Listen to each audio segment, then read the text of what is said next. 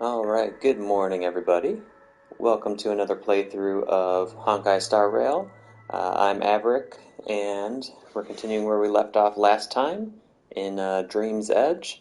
Looks like there's a couple NPCs that I could talk to and potentially manipulate their emotions with clockwork. So I'm going to do that, and then it looks like we're going to be heading back to reality and kind of discussing what everybody found in the dreamscape. So that should be interesting. Don't have too much time this morning to play, so we'll see how far I can get, and yeah, we'll take it from there. So, here we go. Oop.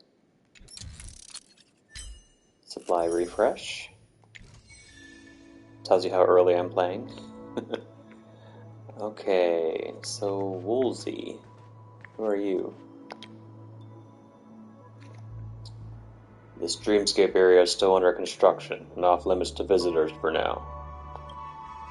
But since you're here, you must have gotten the thumbs up from the higher-ups, so I won't ask anything. Anyway, come to us hounds if you're in trouble. Is anyone worth my attention in the dream? I have some questions for you. Let's do bottom to top. You've asked the right person then. Servicing guests is one of the duties of every family member. I will answer as best I can. What is the family? The family is both the creator and administrator of the dreamscape, and they are of decisive importance in Penacony. Apart from us Bloodhound family, there are also 4 other major lineages of Oak, Alfalfa, Nightingale, and Iris. Each family is charged with different jobs and is very tight-knit. Are they really? Of course, that is not hyperbole. The only reason that the family was able to make sure the dreamscape runs in such an orderly manner is due to the various families' earnest unity. We are all without conflict or disagreement. In the vast universe, the strength of an individual is insignificant. Only through mutual help and binding our hearts as one can humans perform superhuman feats. This is also the Great One, Harmony's teachings sent to us. Everyone would do well to remember them by heart. Sounds like a little bit of Tower of Babel-ish, but we'll see how things turn out. What does the Bloodhound family do? Among the 5 lineages, we hounds manage security and maintain order. It's not just the police. Our members are also in charge of the firemen, detectives, and other vocations. Think about the characteristics of a hound. Clever, battle-hardy, loyal. These are also the virtues of each Bloodhound member. We are the shield of Penacony's beautiful dream, safekeeping the well-being of our guests. Of course, if someone flouts the dreaming regulations, he will very quickly learn how frightening and persistent the Bloodhounds are. No other questions? Watch yourself. If you run into danger, the Bloodhounds are at your service. Okay, thanks, Woolsey. Steer clear of trouble, and you can have all the fun you want. Don't worry about accidents. The family will protect each and every guest. Wasn't too far off with the voice. What's this option? Is anyone worth my attention in the dream? Oh, this is a good question. There's no one more in the know than us Bloodhounds. In truth, there are a bunch of quite special people in the dreamscape. They are also our observation targets. If you come across such people, you probably know what I'm talking about. I don't know. But I've been suffering from a shortage of ID tokens recently, so you know what to do. Now then, who do you want to know about? Oh, interesting. The one who can't get angry.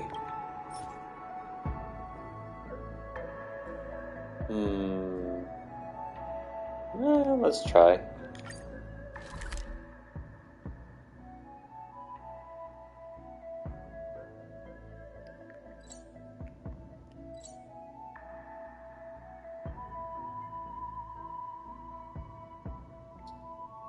Oh, okay. So I guess right there. It literally just takes me straight to him. Okay. Interesting. So that is over here.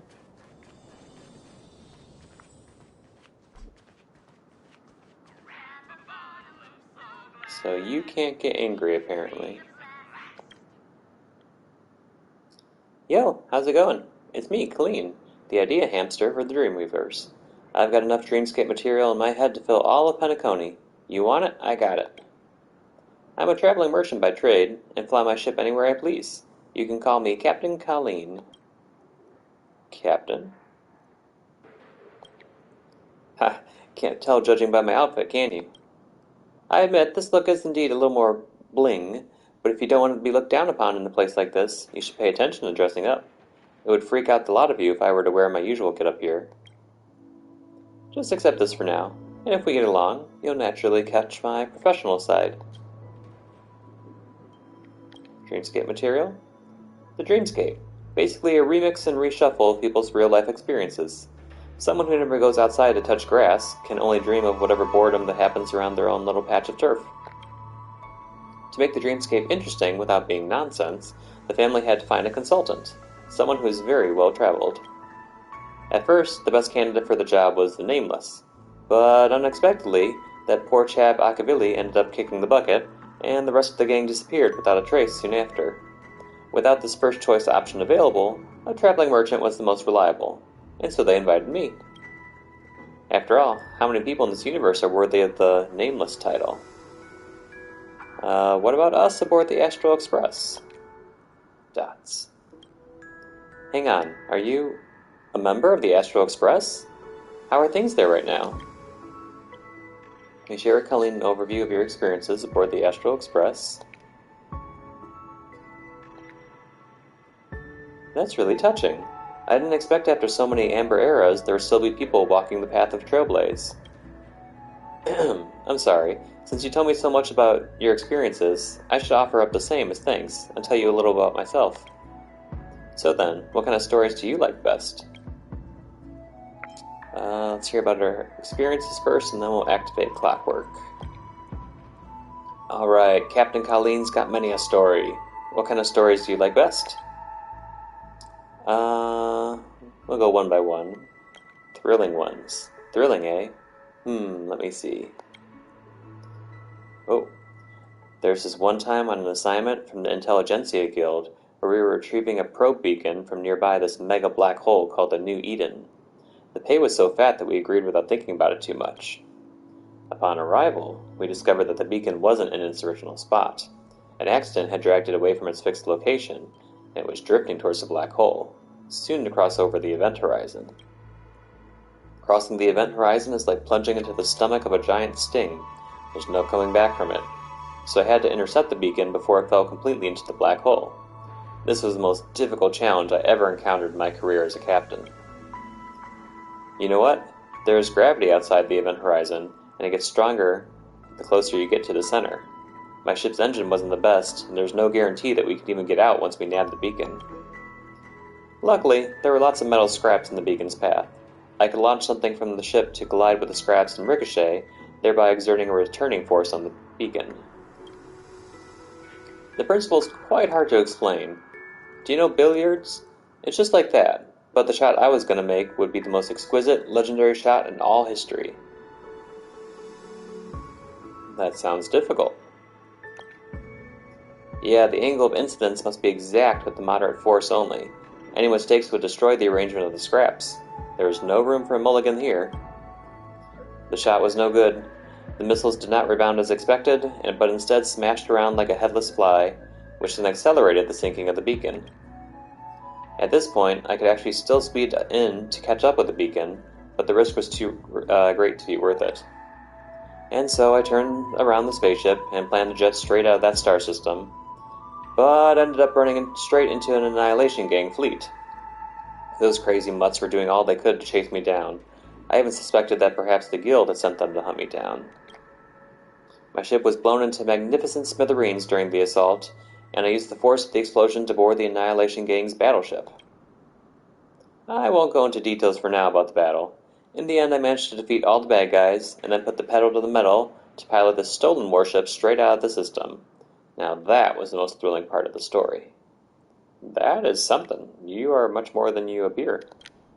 Assuming you're telling the truth. Awesome. Right? Not even the illustrious Galaxy Rangers could do any better. And this is but one small micro footnote in the annals of my legendary career. Annals, I think. If you're interested, I can spin a few more action stories for you later. Just let me come up with some of the details first. Come up with some of the details?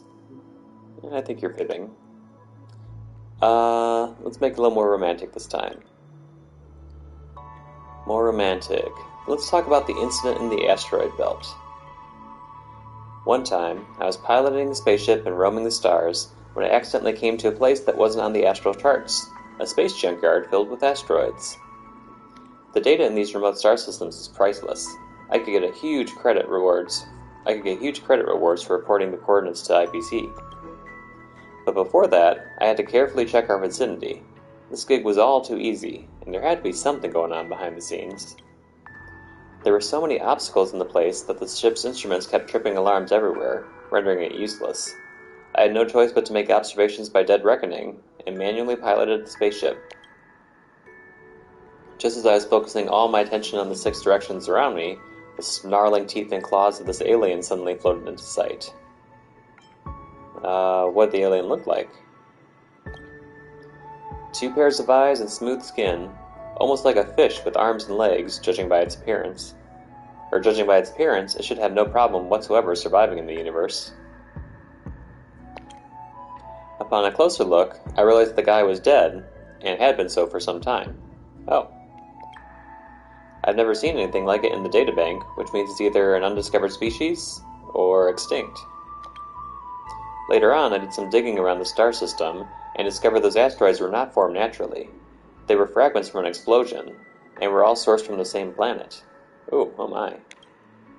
The computer analyzed the sample composition, and found the fragments were formed over 10 amber eras ago. A huge event happened back then, which you should know about. I'm not really good at space history. I'm guessing a Stellaron appeared? That's right. It was from that moment forth that the cancer of all worlds started its invasion across all worlds. Oh, from that moment. Civilizations destroyed by Stellarons are not altogether uncommon. At first I didn't really take it seriously, and was planning on warping out of there as soon as I reported the coordinates. That is until I discovered those symbols on the surface of the asteroids. It really was a magnificent sight, with these blocks of dense scratches etched onto each asteroid like a tattoo. There were both deep and shallow markings, in all kinds of different shapes, which undoubtedly were carved out by someone as if they were glyphs from some civilization. The sight piqued my interest. Which of the nameless could ever refuse such an invitation to explore? So I continued on into the center of the trash dump, passing blocks with glyphs carved into them along the way, as well as little houses built into the asteroids. These houses looked like little honeycombs woven out of tinfoil. Simple in structure, and numbering in the hundreds, they were clearly artificially built. An entire settlement once lived here. I checked over the houses, but only found more alien corpses. There were no survival supplies in any of the buildings, and almost no tools at all save for a crude pickaxe. It's possible that they are the survivors of this planet, escaping utter catastrophe through some means, but doomed to ultimately die due to exhaustion of resources. For the final moments of their lives, they recorded vital information, memories? Maybe histories or research into the Stellarons in the form of glyphs carved into the surfaces of these asteroids. This work looks truly tedious and boring. This feels translated poorly. What kind of firm resolve supported their completion? I don't know, but their achievements have no doubt left a monument for their home planet and civilization. It's a shame that the synesthesia beacon could not decrypt text. The slow, irregular traveling long ruled out any possibility of resequencing these asteroids. Otherwise I would have read it, to see what it was that kept them going as a team on the brink of death. In the end, I sent out the coordinates to IPC as planned, then put the pedal to the metal to hightail it out of there. I had learned the lesson I was supposed to, and the secret of the glyphs should be left to professionals. Sounds like it'll become a tourist destination. Maybe, but in comparison, I'd rather the story wasn't buried forever. It'd be a great pity for such hard work to go unrecognized. Anyhow, was that story romantic enough for you? I was thinking more love stories. Ha, that's indeed one kind of romantic ideal, but I prefer this kind of unusual romance. After all, their infatuation is just one of uncountable connections throughout the cosmos. The universe is truly wonderful, isn't it? Okay, and lastly, let's do an educational story. Well, generally speaking, everything that happens in this universe is just a pile of coincidences stacked up, and it's difficult for humans to learn anything from that. However, I do have a story that fits the bill. About 10 Amber Eras back or so, the notorious mechanical pirate king Wyland roamed the galaxies. When this pirate was young, he switched out almost all of his body parts with prosthetics, wreaking havoc throughout star zones and committing countless crimes. The bounty on his head was enough to buy a whole planet of your own. In his old age, Wyland's mind became overwhelmed by excessive mods. Pain and hallucinations tortured him daily, twisting him into a mad, irritable, neurotic monster. His once loyal crew either deserted him or were cruelly tortured by him. Just as this band of pirates was about to fall apart, a masked visitor came to Wyland, telling him that an extract from the brain of the Void Song Whale could relieve his adverse reactions. At his wit's end, Wyland could not help but clutch to any last straw that might save his life, and so began the massacre of the Void Song Whales. Aww. Wyland hooked his nervous system straight into the bridge terminal for maximum hunting efficiency, so that commanding the entire battleship was like moving a limb. The cost was that once he lost the supply of whale extract, he would experience organ failure and perish soon after.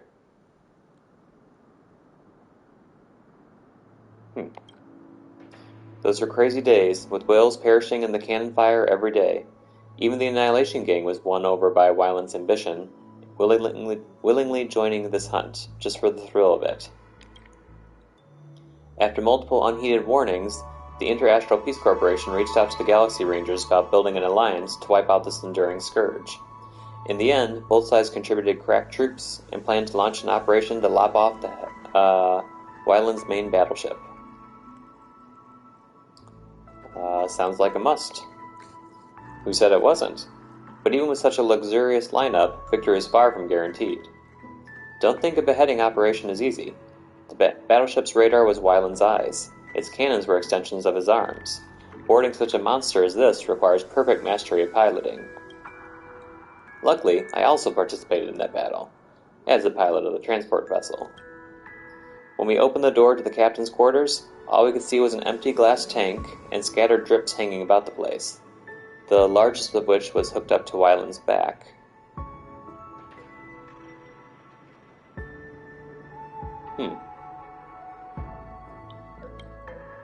Wyland lay on the ground like a fish out of water, dead. Huh. How did they die? We were puzzled at that time too. We thought there would be this ferocious battle, but it shifted straight to the cleanup stage without a shot being fired. Later on, we learned that well beforehand, Wyland had sold off all the extract he had to a masked buyer who paid very good money for it. That's odd. Why would he do that? He thought the supplies in the tank would last until the next hunt, but could find no prey after weeks of searching. According to the statistics from the Intelligentsia Guild, there haven't been any living void song whales in that sector for a long time. Oh, sad. So when the Righteous Alliance attacked, Wyland had already been dead for some time due to graft host rejection. He was still trying to use his mouth to suck the last few drops of extract out of the tubes during his final moments. What an ironic ending. Yes, truly an enjoyable moment. Reference to elation there, apparently. The Mechanical Pirate King, a menace of the era, meeting his end like this. Organic creatures love modding themselves into robots. Wyland was no exception. but he was never able to rid himself of human greed until in the end he died farcically upon a throne made of twisted tubes. I trust everyone is able to learn something different from his experiences, and in my opinion, if you already have people who want your head, don't let it get to the point where you've alienated your own family. Okay, that's it for now. The ideas of Captain Colleen are endless. No, wasn't expecting that voice, but it kind of suits you.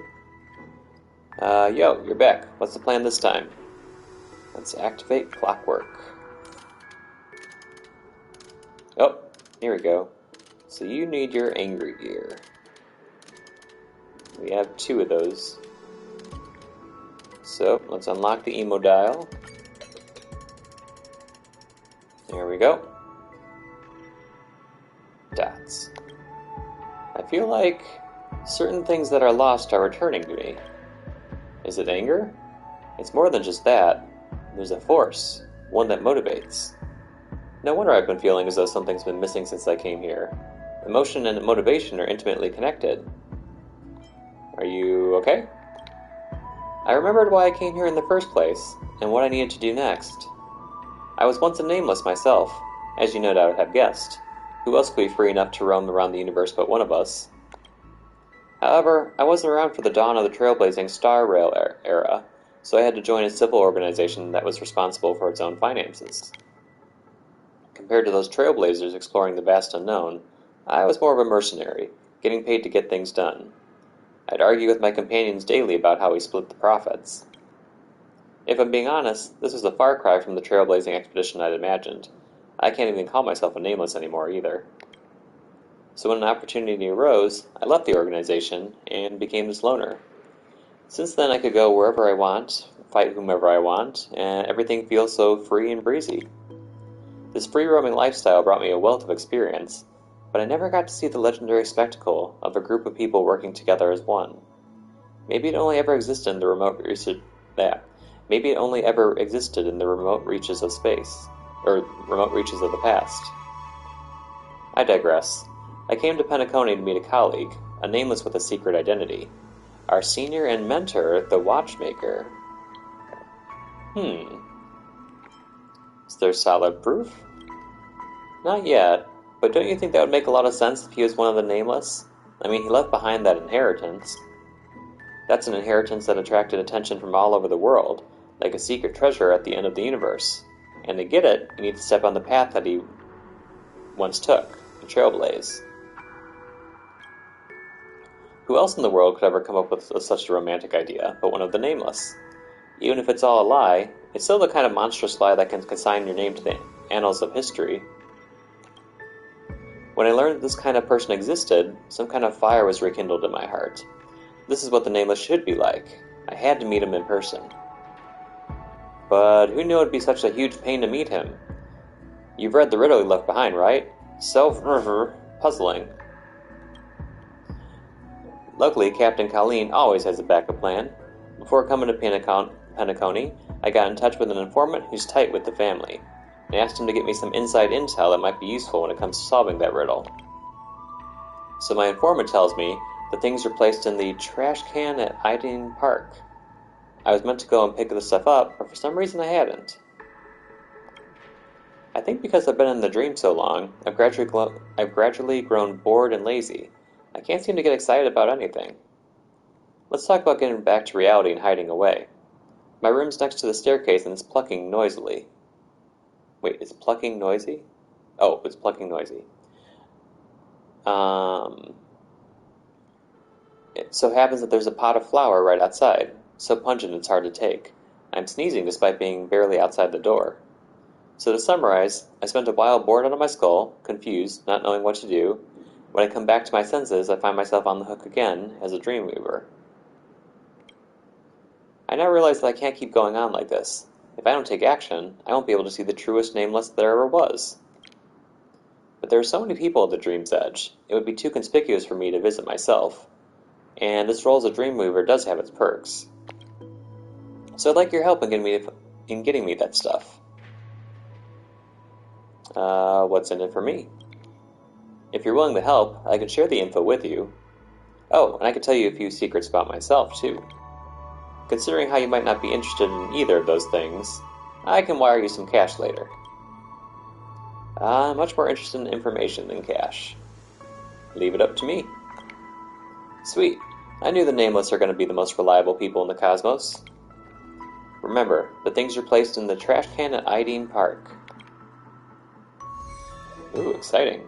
Oh, clockwork, Colleen. Be careful of emergencies, tick-tock. What is this?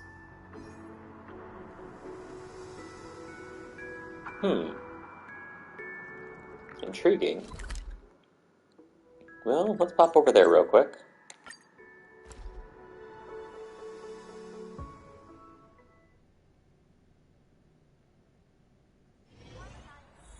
Something's off. Is someone watching me? I don't know. Is someone watching me?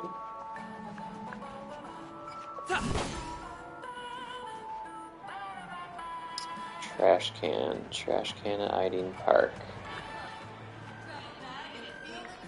Oh,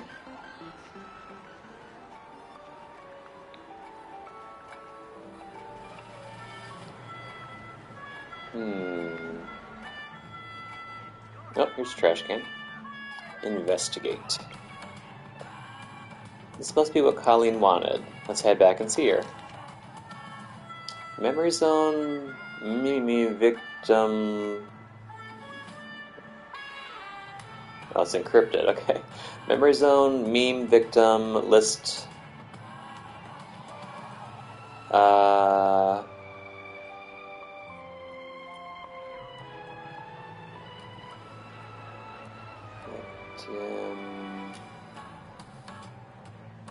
Victim list.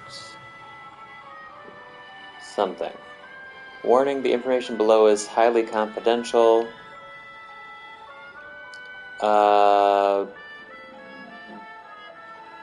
Breen's male human.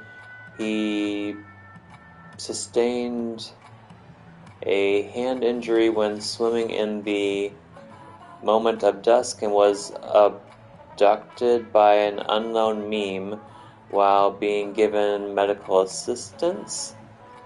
The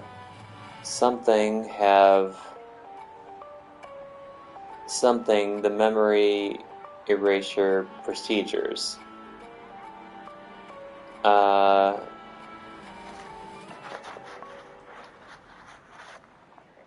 Mia, some female Papeshi, she was abducted by an unknown meme when playing hide and seek with her friends in the moment of soul. Her friends have undergone the memory erasure procedure. Isabel, maybe? Female human. She went missing while taking a bath in the moment of stars? The something next to the bathtub was playing. Oh, the gramophone next to the bathtub was playing Monologue Satona by the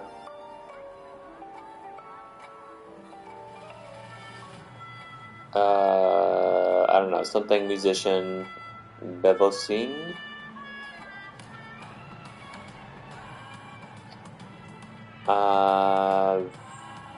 Somebody male Intellitron.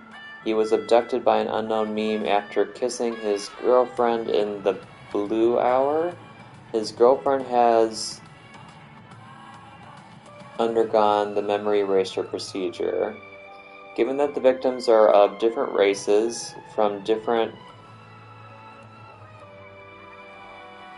places, and exhibited different behaviors when they were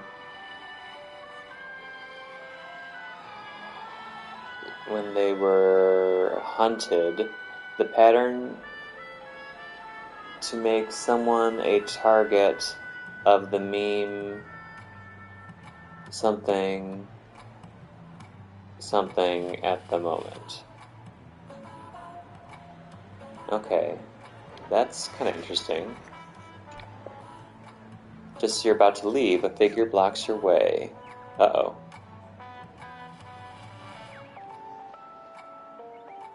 Boyd, Sergeant, please give me that stuff ASAP. I'll explain everything to you later. What just happened? There's no time for the whole enchilada right now. Listen up, I've got a bad feeling that we've... Oh! Colleen disappeared? Did she encounter something inside the hotel in reality? I think she said her room was beside the stairwell, and there's a pot of flour by her door. Maybe I should take a look. I think we should.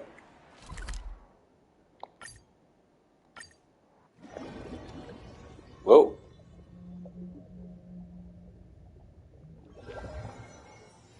It's getting late. Where to now? That's the first time I've woken up since entering the dream. Interesting. One peach soul glad? Why isn't there a...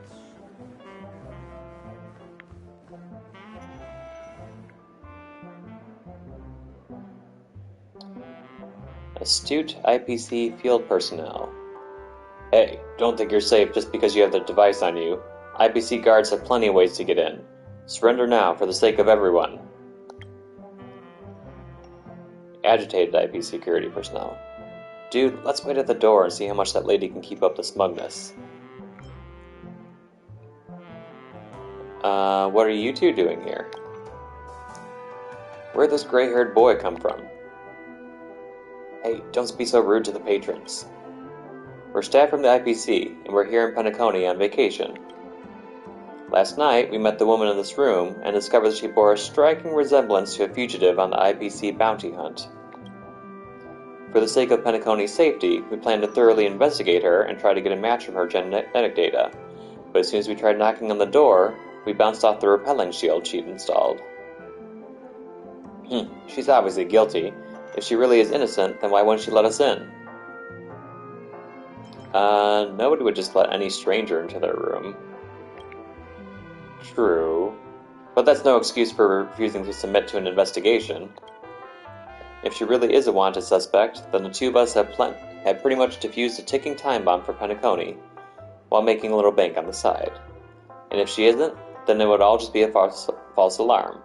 It's a guaranteed way to make a profit. We'll flush her out today for sure.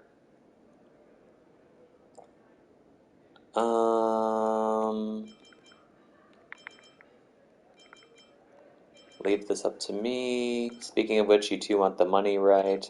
What gives you the authority to force someone else like that? I'm interested in this person too.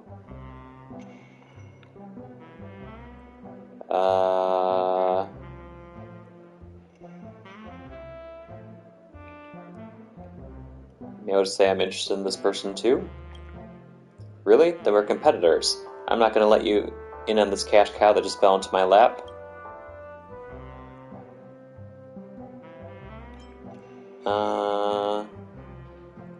If you don't, I'll beat you up until you do. Dude, this guy doesn't look like a walk in the park. Are they some kind of big shot here on vacation? A wise man knows better than to fight when the odds are stacked against him. Let's get away first. The IPC has always stood for keeping peace. After a short discussion among us, we have both decided to unanimously let this matter go. But don't think that we're afraid of you. We're just taking into consideration the bigger picture and deciding to de-escalate. We'll be keeping our eyes on you for when you endanger the interstellar peace. Well, that seemed to work. Colleen, everything okay? Looks like you've taken care of them. My side shows the danger is gone. Great job, boy. You've done well. So why were those two bugging you then? It's a really long story, but I have to admit their sudden attack really caught me by surprise. Luckily, Captain Colleen always has a backup plan. Before going to sleep, I set up my enclosed dimensional force field generator on the door so that the entire room would be impenetrable, not even under laser bombardment. However, if they kept bugging me outside the door, I probably wouldn't have been able to sleep well too, so thanks for your help. Now that everything's sorted, let's go back to our dreams and keep chatting. See you at the old place. Okay. Back to Dream's Edge.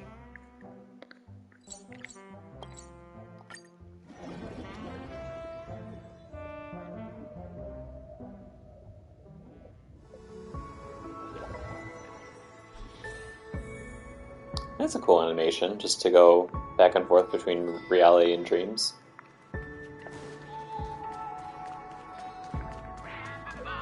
Yeah. Hello again, Colleen. Finally, it stopped.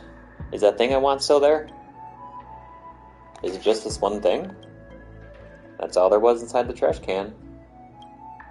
That's not right. Let me see. Kissing, washing, hide and seek, these sure are diverse. Alright, I've restored the text on it. As agreed, I'll give you a copy to share. Why was the IPC bugging you? Good question. Let me tell you why. You know, I used to be a nameless as well, before leaving a strike out on my own. You know all this, but I omitted the contents of my solo journey. Take a guess at what I've been up to for these years.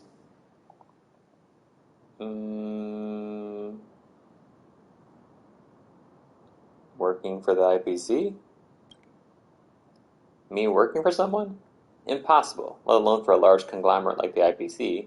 In fact, I ended up giving them quite the headache. After all, I am a pirate.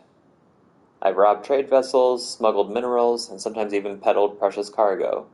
But I did it not out of greed, but for the freedom of wayfaring, and to make a little money for traveling. The IPC put out a small bounty for me on its official site.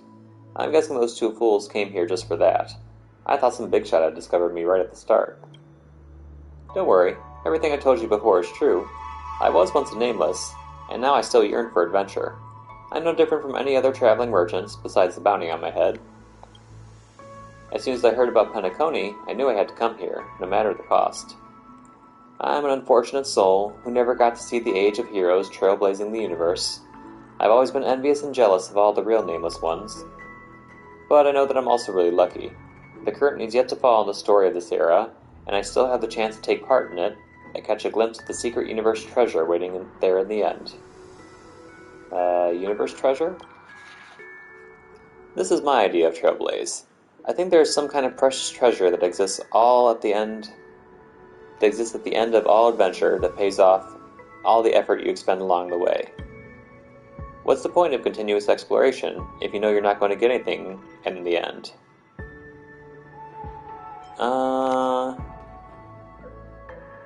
Exploration is the main reward in and of itself. That's a very nameless answer from you. You still retain your ideas, or your ideals. That's okay. Despite my ideals being far less glittery now, I still hope that the ideal behavior can be rewarded. Once I solve the watchmaker's riddle, I'm going to embark on an adventure of my own. And it could just be the final adventure of my life. I'm going to look for him, not for money, but to stand before him and see how dazzling the so-called legend really is, and whether it's strong enough to melt even a rat in the gutter like myself. And those guys who tried to sabotage me, thinking they could stop me by using dirty tricks, whether it's the family or the IBC, one day I'll make them pay. Even the maxims of the universe shall step aside before me. Oh, and by the way, here's the reward I promised. Hold on to that. Even a nameless has to eat, just like the rest of the mortals. When everything is done and dusted, let's meet up again at the end of the adventure. Congrats on fixing Colleen's emo dial. TikTok. Surge of warmth. Gate to stars. No, that's not what I wanted. Looks like I was too slow to read the memo. The adventure will begin very shortly. Let's... Were you following me just now?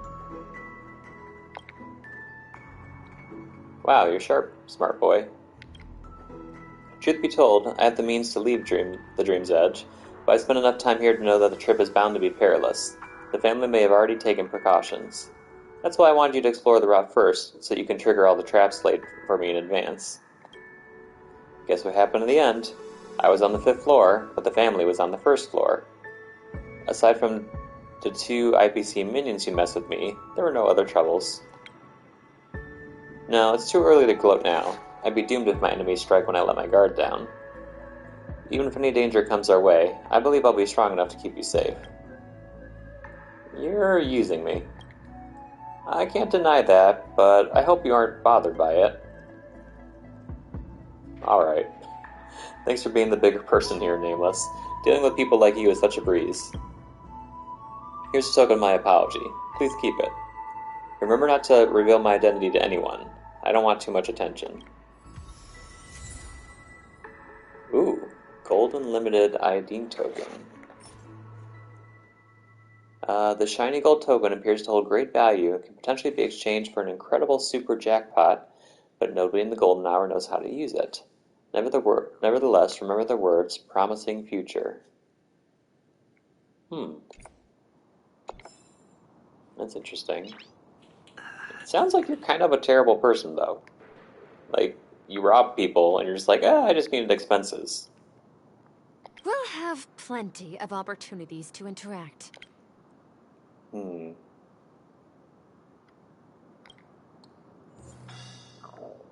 What if we make you sad? Will you regret your actions?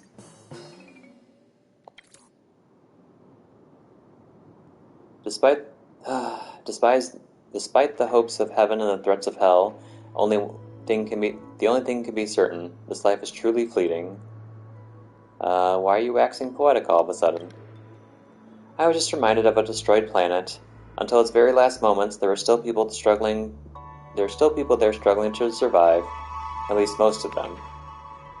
The planet was called Outerland, and it was located in a distant border galaxy. It belonged to a star corrupted by a stellaron, and was constantly releasing radiation. The radiation had little effect on plants, but was fatal to most of the animals on Outerland, including the people.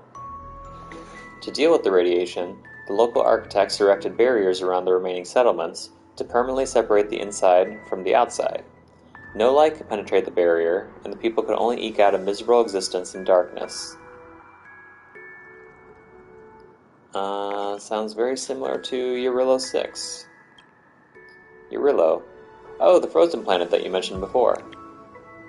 They have their similarities, but their conclusions could not be further apart. The long darkness brought security to the Outerland, but also madness. Life inside the barrier was far harder than envisaged. Neither the energy to keep the lights on, nor the resources needed for survival could be distributed fairly to everyone. After complicated profit calculations, their leader ordered that all resources should be seized for the shield projector canopy tower to guarantee normal operations for the barrier. Regular citizens could not set up lights without obtaining prior authorization. The closer you got to the canopy tower in the middle of town, the more light you could get. This tower became a symbol of oppression and injustice.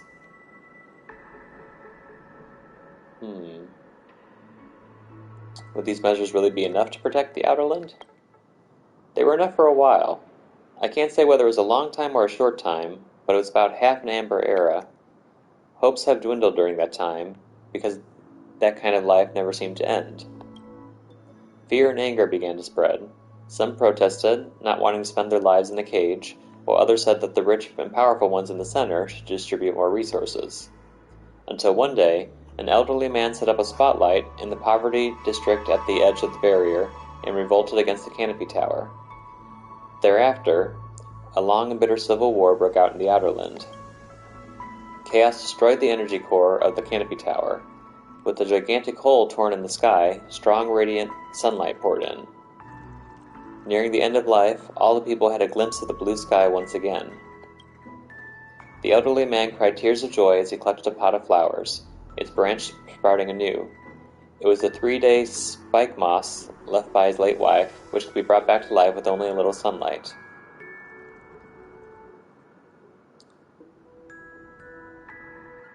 How do you know about that? No one says that only survivors can narrate their stories. Otherwise, there won't be many storytellers left. As for how I know, feel free to hazard a guess. After all, no intriguing woman can go without secrets. Let's go back to the Outerland. I'm rather affected by this incident. Humans will labor ceaselessly with no complaints for the sole purpose of living in happiness.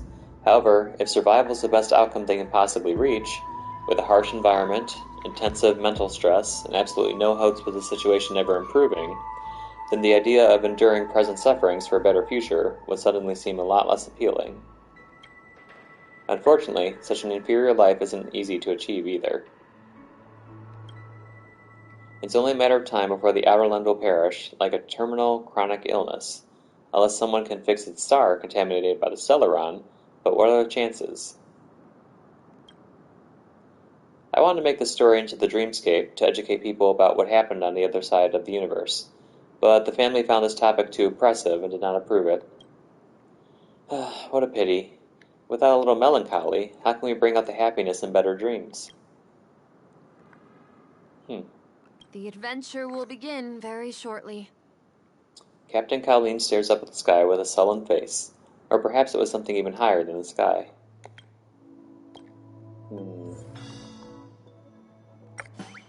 What if we make her happy? Colleen's emotion has been tuned to happy. Dots. I suddenly recalled the New Londonium experience. Since I'm in a good mood, let me share it with you guys. New Londonium is IPC's industrial planet, a place that produces heavy pollution constantly. The air used to smell of suffocating smoke, stinking like Bavaria cheese that had been sitting in the cupboard for 6 months. When I was there the first time, I was inexperienced and couldn't breathe when I got off the ship. Luckily, a passerby managed to bring me to a physician in time. All the physicians on that planet wore face-covering beak masks. Initially, I thought they had deliberately dressed themselves to look stylish, and were silently mocking them. It was until they put the same mask on me that I realized I could breathe freely again. That was an air purifier mask made by the IPC. It was impossible to get around without that in a filthy environment. Just then, a projection of the company's advertisement appeared in the sky. In it was a man dressed in a suit, and he spoke in a tone that fit his appearance. Citizens of New Londonium, all of you have been performing well for the past year. IPC's efficiency has also improved tremendously, a big step forward for the environmental protection.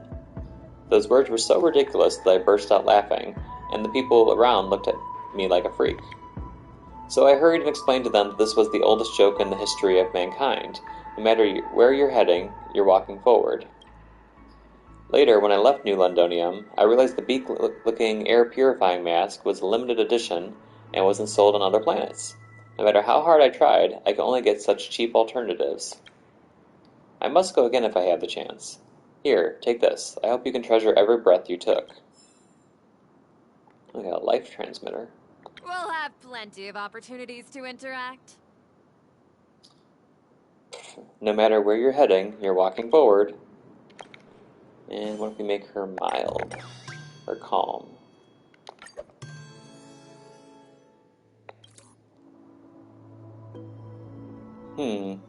My logical mind has regained control. My mood has been all over the place lately. Rumor has it the dreamscape isn't always like this. It's the family that molded it to its current state. If our emotions are controlled by others and could be manipulated like clay, wouldn't that be terrible?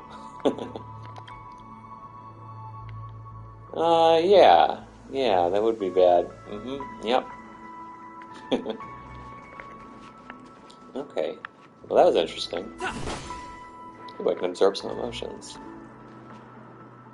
Seriously, no sane person would do this. Empathetic woman. How many attacks have there been? Those culprits seem to target only the Sweet Dreams troupe. Why? They're insane. They dare to harm those lovely... they dare to vandalize the public property of Penacony? That's unacceptable. The worst part is that super wild rumors have already spread among the guests.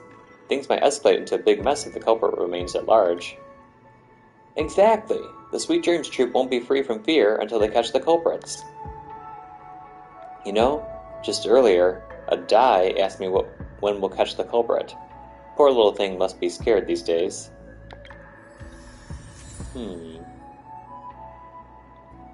Angry? Why is it spelled that way? And I got an angry gear. Interesting.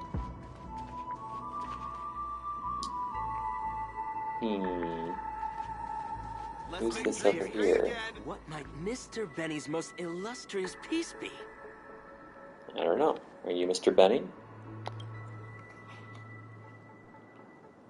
Morning, Dreamweaver. Tick-tock, tick-tock, the clock's ticking. Today's another wonderful day to build the dreamscape. Let your imagination run wild.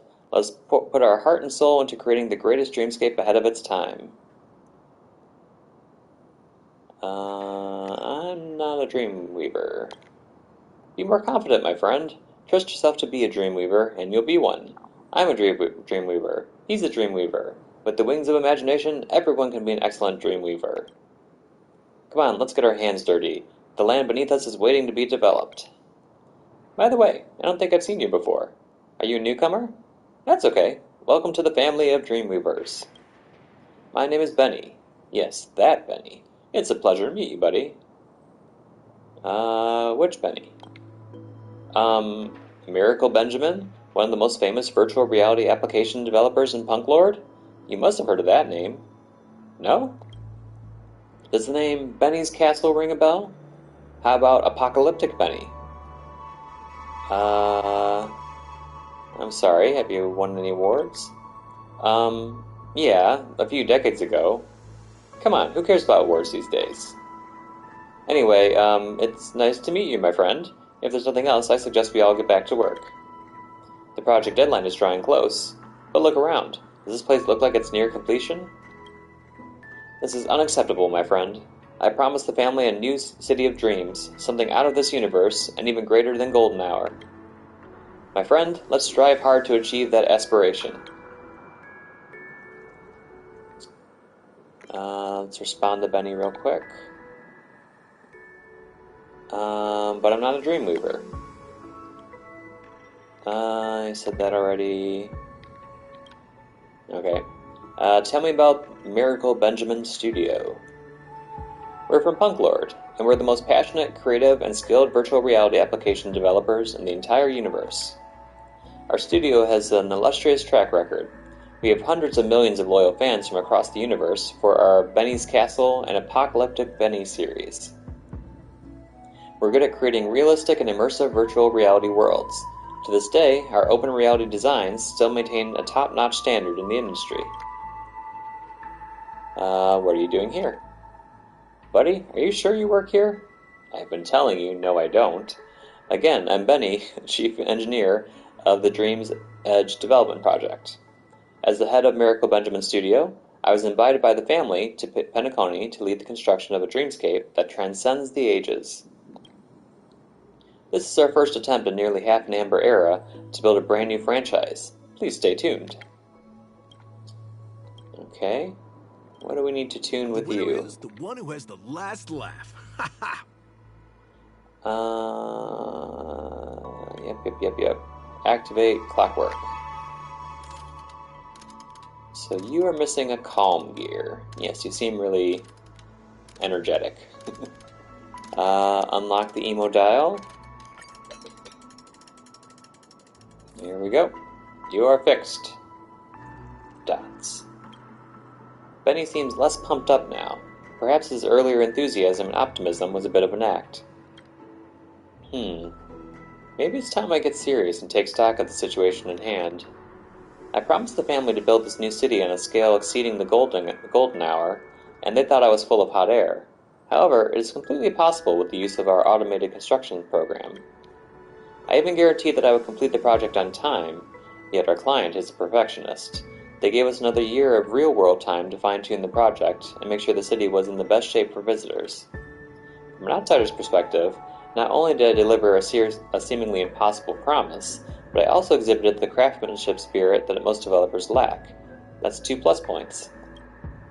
If that's the case, the only thing that can undermine Miracle Benjamin Studios and my reputation is... What are you muttering under your breath? Eh? Oh, nothing. I suddenly felt enlightened just now. You know what? My team and I have been working on this development project in Penacony for quite some time. Frankly speaking, Miracle Benjamin Studio has got a bad rep recently. Our longtime fans from both Punk Lord and other star systems have been criticizing us for resting on our laurels and not having the drive to innovate something new.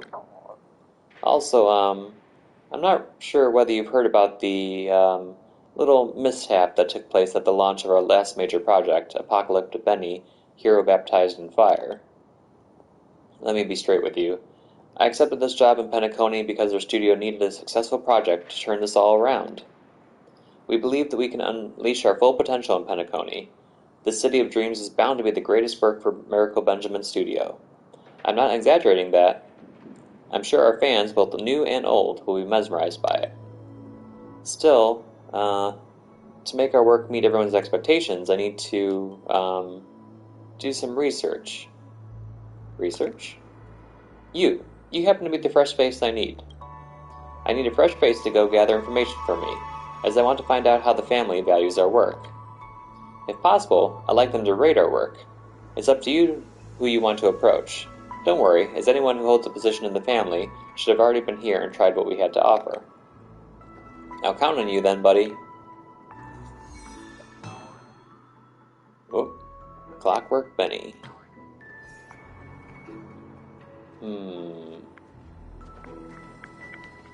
So we've met Sir Whitaker and Woolsey. Oh wait, come back.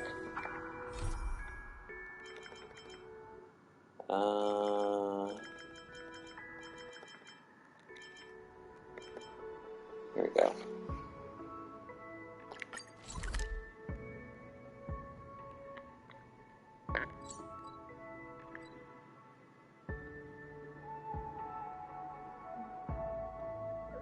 Huh. I don't know if I've met Uma before. While we're over here, let's also collect the Penacony Food Fest rewards.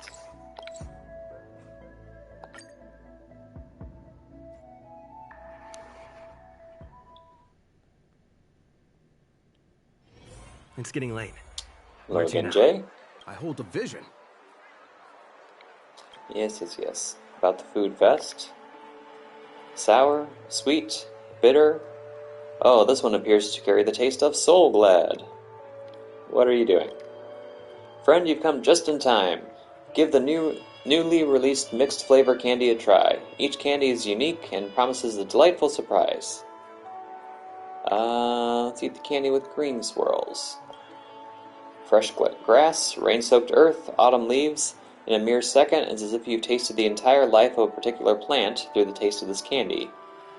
That doesn't sound appetizing. Please allow me to introduce the grand finale of this gourmet festival, the Dreamlight Mixed Sweets. This is undoubtedly a masterpiece that will influence the confectionery history of Penacony. It's like a miniature dream bubble, each piece offering a new experience, quicker and safer than dream bubbles. I can already foresee its terrifying sales. Okay, let's make it. And shipping off to Jingyuan and Yangqing. Lady Fu would definitely enjoy some of these jelly beans. The general said to remember to brush my teeth after eating these. Okay. Thank you. Those are all the dishes featured in this year's festival. Thank you for your ongoing support of the Business District and Clock Diner. See you next year. Wait, what about my special reward? Oh, yeah, I almost forgot. We have a special treat for all customers who completed the entire 7-day event, a complimentary Dreamlight Mixed Sweets Experience Kit. You may select a recipient and we'll deliver it directly to them. A specialty food from Penacony. Who should I send it to? Oh, let's send it to Pom Pom. He can never leave the Express. Your special gift has been dispatched. Should you wish to acquire additional specialties, feel free to consult our hotel staff. We also provide delivery services. Alright, it's time to call it a day and prepare for the 12th submission to the Kiwis? I don't know what that means. Pom Pom. Passenger Averick, your mail has been received. Remember to sign it once you get back. It's a gift. This is a gift for the conductor. Open it up and check it out. Whoa, that's really caring of you, Averick. Let's see what goodies are inside. Whoa, this candy's super sour. Every piece tastes different. It's a unique assortment from Penacony. Each piece tastes different. Feels like it did become sweeter. Ooh. Anyway, thank you for your gift.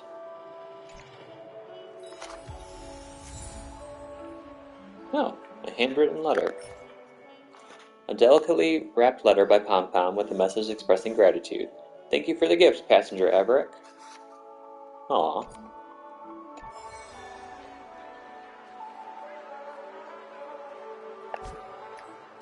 Is that like something I could open, or is it just in my inventory now? Where would it be? Ah, there it is. Nope, nope, just thank you. Okay.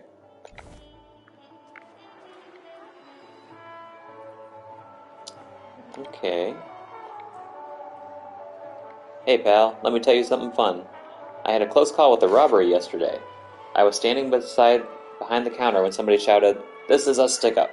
I was so startled that I even spat out my soda. But guess what? When I turned around, there's nobody there. Can you guess why? Because the robber was invisible? I don't know.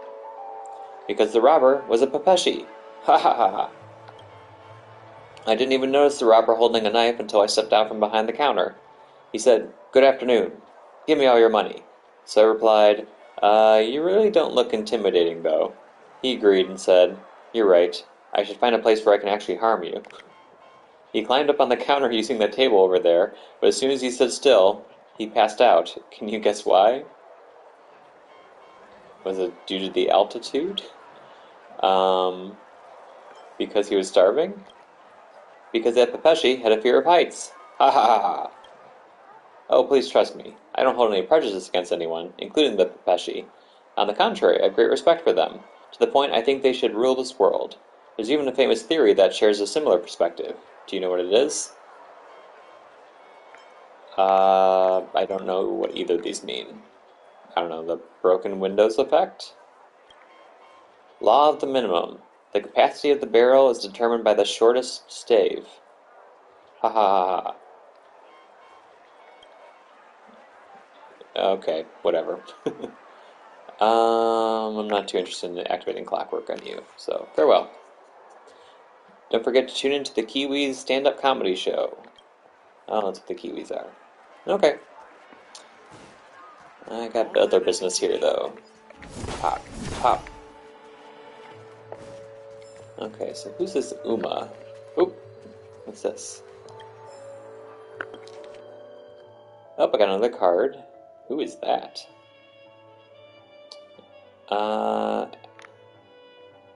Odie Alfalfa. Oh, the Alfalfa family. At the advent of slumber, there is only barrenness as far as the eye can see. Only a short figure is tirelessly spreading seeds, watering the sandy earth with their belief. Till the seeds sprout and the opportunistic saplings break through the earth. Until the seeds sprout and the opportunistic saplings break through the earth. The small amounts of greenery attract many a gardener, the nectar of their ideals watering this verdant patch. Finally, lush fields creep across the wilds, full of verdant leaves. Countless aspirants rush among the emerald meadows in search of the thousand pale violet blooms produced by alfalfa. In the center of wealth's sea of flowers, the first gardener still keeps busy, if only to keep this bustling scenery ever alive in the dream. Looks like a dwarf. Okay. There's a chest that I missed.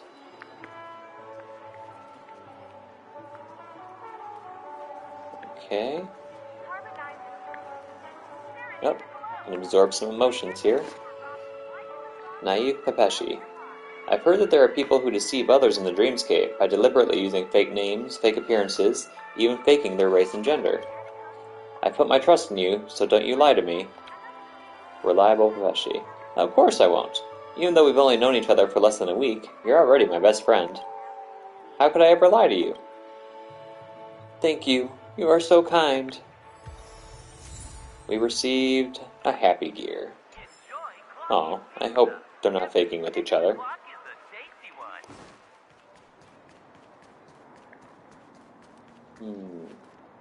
Uh-oh. It's a lordly trash can.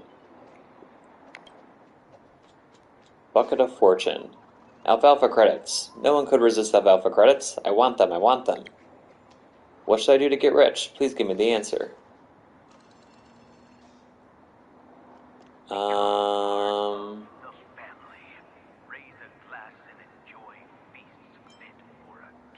Maybe the second one? Invent, create, and earn royalties and patents? Invent things? Oh heavens. Don't you know I'm way too dumb for that? I get it, you're mocking me. Ow! Wasn't expecting that. Oh. Okay. Feeling spiffy?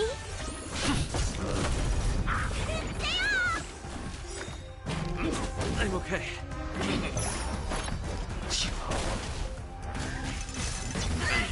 Oh, I hate that. Oh, my goodness. Hit. Let's activate this immediately.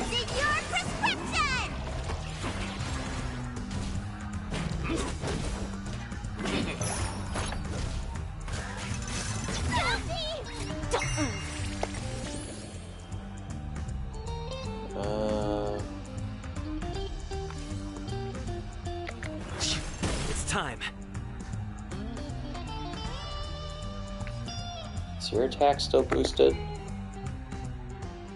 800%. Okay. Yeah, you know what? We're gonna defend again.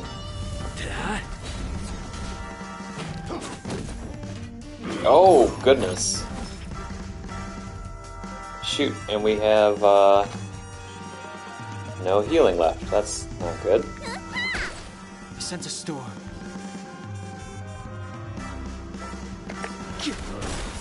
World cleansing dragon. Feeling spiffy? Can you find the answer? Done playing for today. Oh dear. Whew. Now we just gotta get rid of the TV.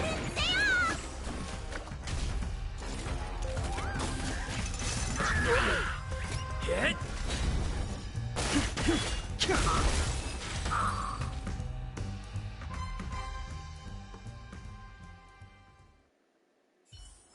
It's getting late.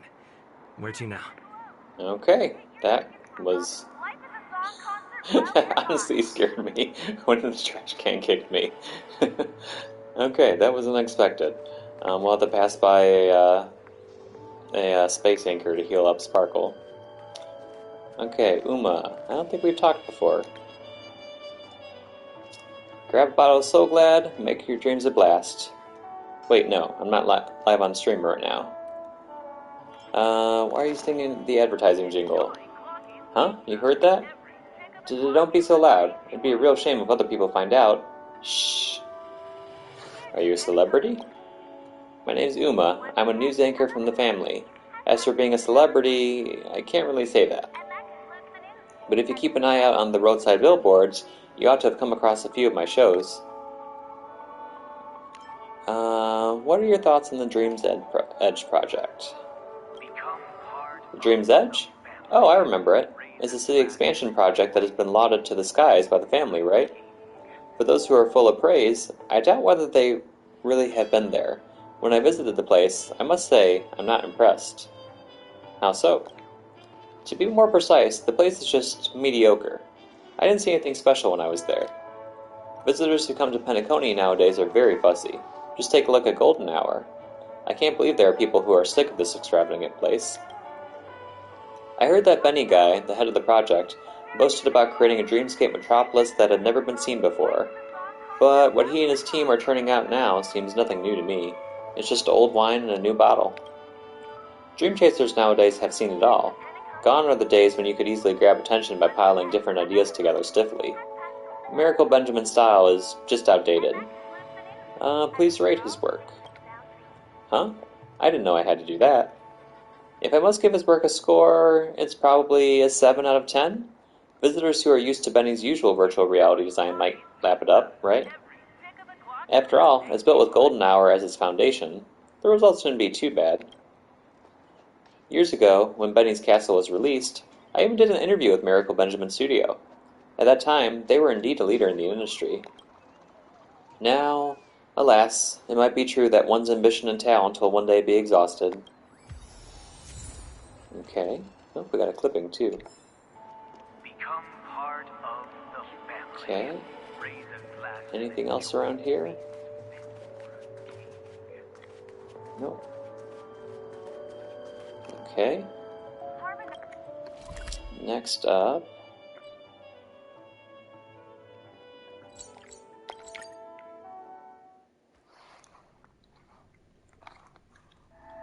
Let's talk to Mr. Whitaker.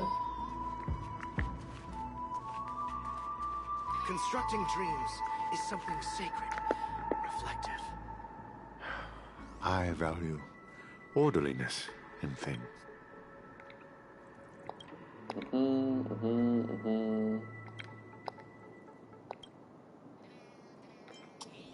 What do you think of the Dream's Edge project? Ah, how amusing. It seems like some people are keen to know how the family views their work, but have too much pride to ask themselves. This is human nature. Miracle Benjamin is a team that has been well known for quite some time in the cosmos. I've heard of their past work and accomplishments. Over the past half-Amber era, Miracle Benjamin has proven itself to be capable of creating memorable virtual reality worlds. The family believes that a team like that has what it takes to be the Dreamweavers of Penacony's new city. However, my hopes aren't high. The family's decision to hire this team is more of a gimmick. Times have changed. To some extent, a good gimmick is all that matters, but not the substance. As for Benny, Sir Whitaker sneers. He is a master at creating gimmicks. Care to elaborate? I do not wish to go into the details. However, it didn't end up well when he made that promise at the public press conference. You haven't shared your views about the project. My views? Well, it meets my expectations. By the time the city is built and ready to welcome Dream Chasers, this is what I think will happen. Some will come under fire for blindly supporting the project, and some will be sitting on the edge of their seats, waiting to see the studio's reputation take a nosedive. As for the rest, which makes up to 90% of the public, they simply won't care. They will come here to splurge and have a good time as usual. They never care about improvement. Anything new will be enough to meet their needs. 7 would be a reasonable score. The project fulfills the needs of the family and reflects the current state of Miracle Benjamin. Benny might argue to the contrary, but it's an irrefutable fact. Okay. And what is Woolsey's opinion?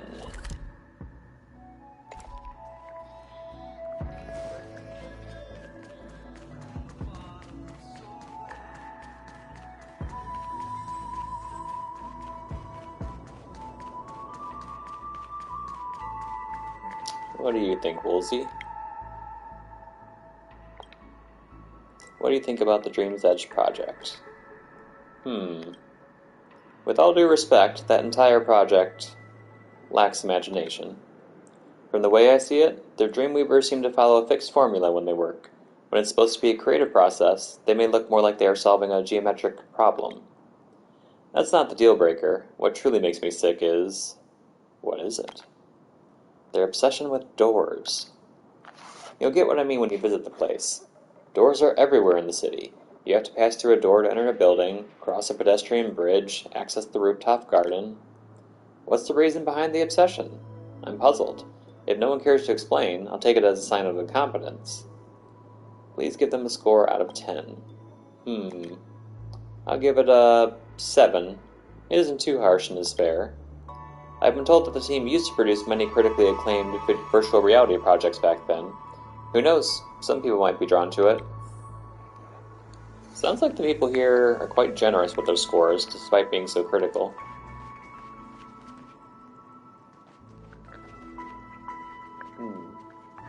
Oh, ladder. The roof of the building that the ladder is attached to is incomplete. Anyone who steps on it will fall. Perhaps that is the reason why the ladder can't be scaled.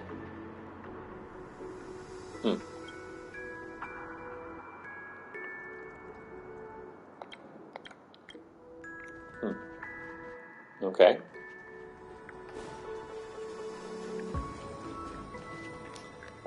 Benny. I'm Let's make curious. dreams great again. What might Mr. Benny's most illustrious piece be?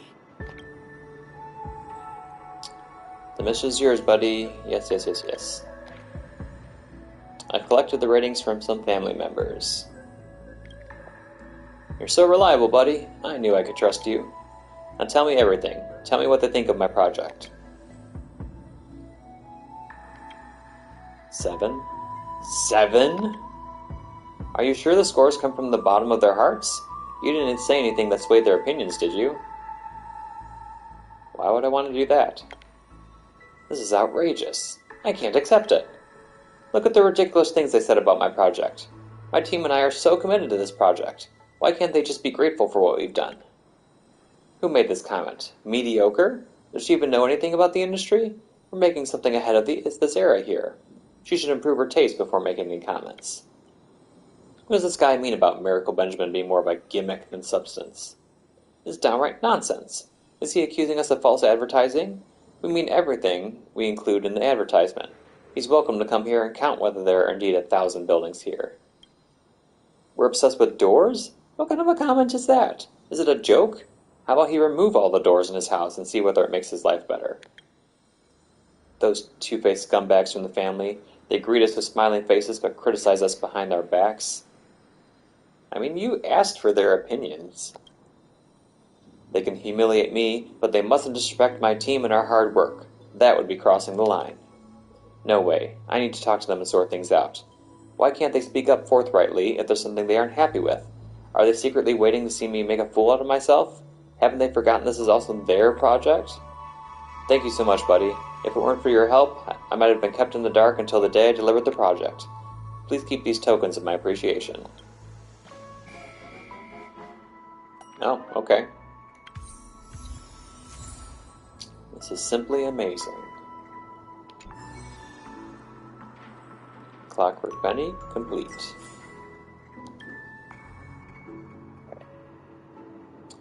Family members hired us to build the city, but now they're nitpicking our work behind our back.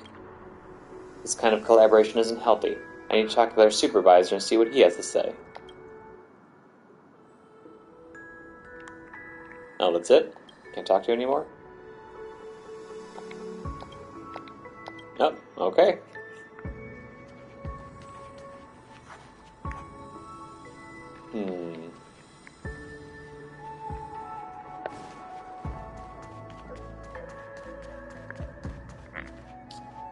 So... The family protects all, yes.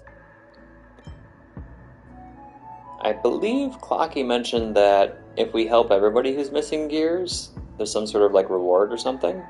So let's see who else we can find.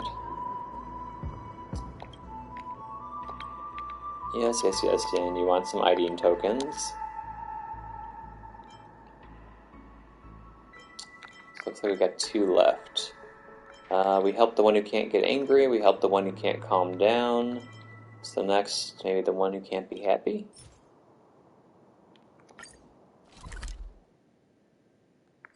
Oh, that's right nearby. Okay.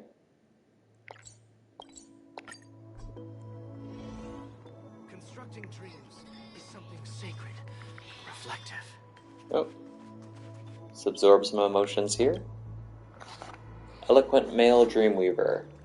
I firmly believe that our art of dream building is an expression of contemporary socialization and intimacy. It is purely a mental activity that has nothing to do with others in the external world, and is not subject to objective changes in reality. I mean, the dreamscape. It seems to me that the art of dream building today is being constructed in an incredibly absurd, simple, and crude way. It's as if our primal social need, in other words, intimate relationships, that lurks in the depths of our consciousness is being alienated, dominated, and destroyed in a cruel and violent way. Apathetic female Dreamweaver. Are you done? If you are, then hurry and get back to work. Call me. And we got a calm gear. Okay, so you're the one that can't get happy?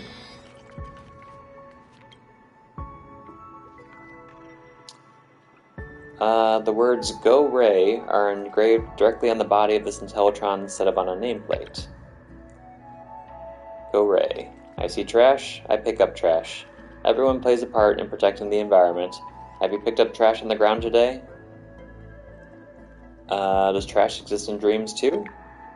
There's physical trash in the real world, and there's psychological trash in dreams. When people see trash in the real world and remember it, images of the trash will be generated in their dreams. Although people don't have to eat in dreams, they can still run restaurants and create new recipes there. Both are the projections of consciousness with no fundamental differences. Of course they can appear on the same platform. I'm equipped with a trash disposal module in reality, so the features come with me into the dreamscape. Perhaps what's on my mind during the day goes into my dream at night. Anyway, I can break down all trash that comes my way into harmless substances. This is going to be a profitable business, but I'm too busy with my work at Dream's Edge to collect trash myself. Alas, if only someone could help me gather the trash. What's in it for me? If you're willing to get involved in this endeavor, I'll offer you my highest compliments when you're done collecting the trash. Always bear in mind that your actions are enough to spare the universe from destruction. That's an interesting thing to say. Let's activate Clockwork. Oh wait, actually let's talk to her first. Why are you so passionate about protecting the environment?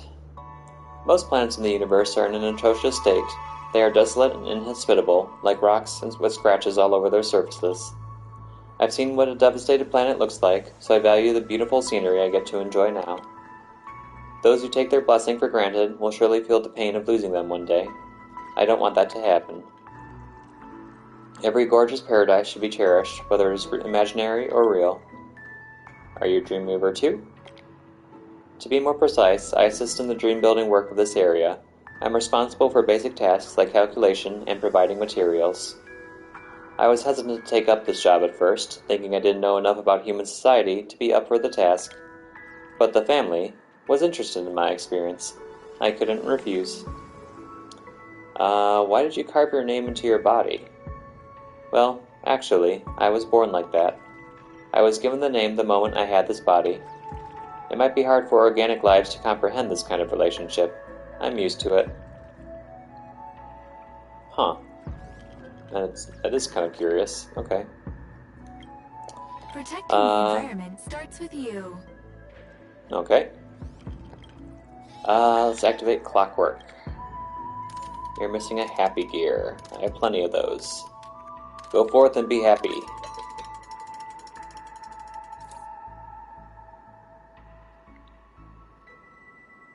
Oh. The Intellitron falls silent. An inorganic teardrop, which is probably oil, rolls down the corner of her eye, leaving a mark on her metal face. Eh? Why am I tearing up when I don't feel sad?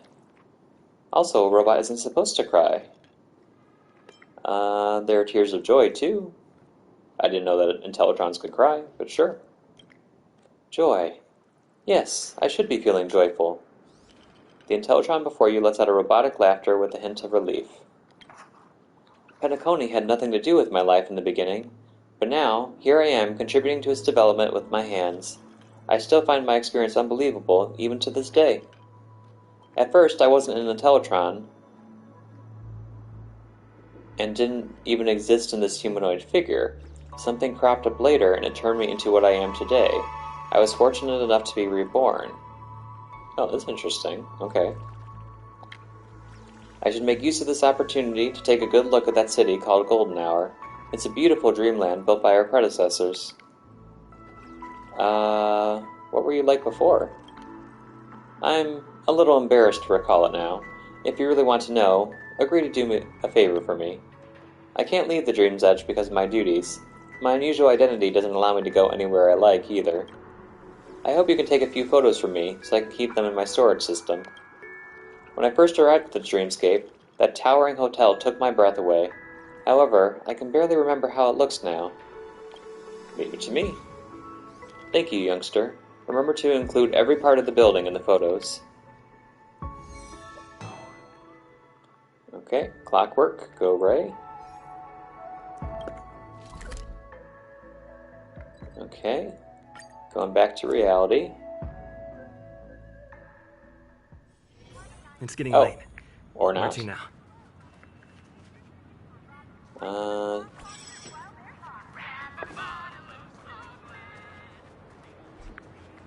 Spot has a good view. I should probably take the photo that Go Ray wants from here. Oh, that hotel?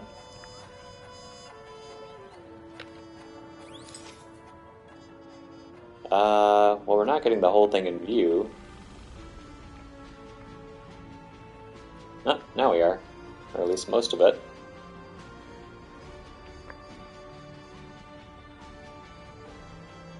Okay.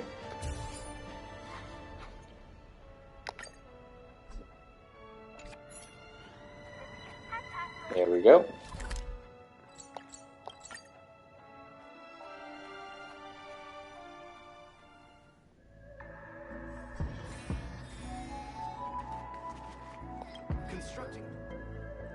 Thanks for your hard work. Let me see. Indeed, the building is still as tall and grand as I remember it. Looks just like a weapon. Looks like a giant rocket on the ground, aiming at the sky. When it is fired, energy surges to its base from all sides, emitting a radiance so bright it can penetrate the thickest of smoke.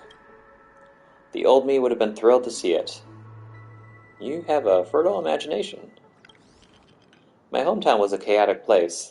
The war hasn't ceased for a moment since I was dug out. You were dug out? Were you a weapon of some kind? In ancient times, my hometown used to be an invigorating and scenic planet. People at that time, who already mastered the ability to navigate across the universe, had traveled to numerous planets. I was one of the intelligent spaceships created at the time. Oh. Yet the war between two major factions changed everything. For some unknown reasons, the two sides started attacking each other using their most formidable weapons. All bases on the other planets were destroyed, and our home planet was plunged into a long winter. The development of our technology became stunted, and the environment deteriorated, and there went our good lives. By the time I woke up, the war was still ongoing at the ruins. People tied cloths of different colors to their tails as they attacked each other with guns and sticks. The moment they saw me, they immediately got the impression I could bring them victory. The Intellitron plays a system recording. Look what we found. A pre-civilization space machine. We're about to win. Why are you so excited? Think about all the military bases we used to have across the universe. There must be a lot of pre-civilization super weapons there. If we can find those weapons, we'll be one step closer to victory. I hope this hunk of junk is worth the fuel. We all had to tighten our belts to afford it. Rats, why can't I open the door to this thing? Didn't you see this? It's an unmanned intelligent space explorer. Oh, there's even a touch panel. How user-friendly. Done. I set it up to collect the other remaining weapons on other planets. Let's see what it can bring back to us. At that time, my job was to carry out any instructions given to me. I could not think, so I followed the instructions blindly. When I sailed across the route that had long been unused, a planet, once thriving, was quiet and desolate. There was no civilization and remaining weapons. Nothing was left in the past 3 Amber eras. If I had feelings at that time, I would have felt lonely and scared. I visited many more planets after that, and they all wound up the same way. A feeling started germinating in my system. Skepticism. Oh boy, it sounds like Medion all over again. Does life still exist on any of those planets? Will I be able to accomplish my mission? Is my search meaningful? This literally sounds like Medion from Final Fantasy XIV. At last, I used up my fuel and was stranded on an asteroid. How terrible. Few organic lives have sympathy for a robot, which is what I was at that time. An incident that happened later changed me. When I woke up again, I was already in this human body. My ability to think and calculate improved a great deal. Someone awakened me, transformed my body, and gave me a name. Sounds like a blessing, no? I still can't figure out who did it.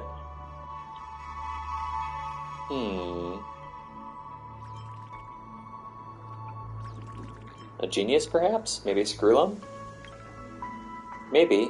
After all, the technology required to pull off that transformation is intricate. No matter who it was, they must have had a love for machinery, like how a father loves his child, and a king loves his people.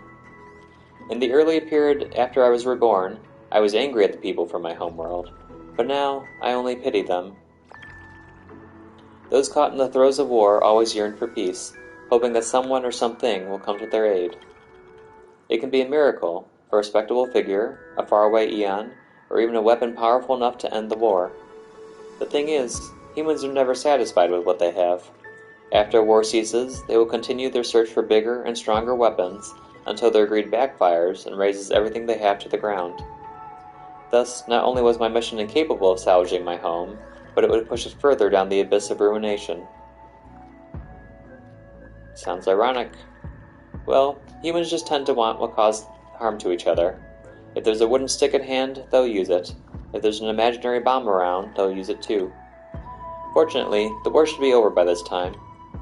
The sources of energy on my home planet were already close to depletion when I left. Now that an amber era has passed, the planet should be uninhabited, according to my estimation. The weapons will rust, the grass will grow back, and the soil will slowly recuperate. Sadly, there's no one left to appreciate that revived world. At least you survived. A hint of joy flashes on Go-Ray's face. Intellitrons aren't supposed to have facial expressions, but everything is possible in a dream. That's a good point.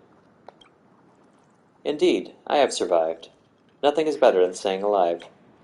After so many twists and turns, I finally found a place where I belong, Penacony. I want to live my life here as a human instead of a tool. Thank you, young one, for helping me and hearing me out. You might think this is nothing, but I'll always reserve a slot in my storage system for you. Aww.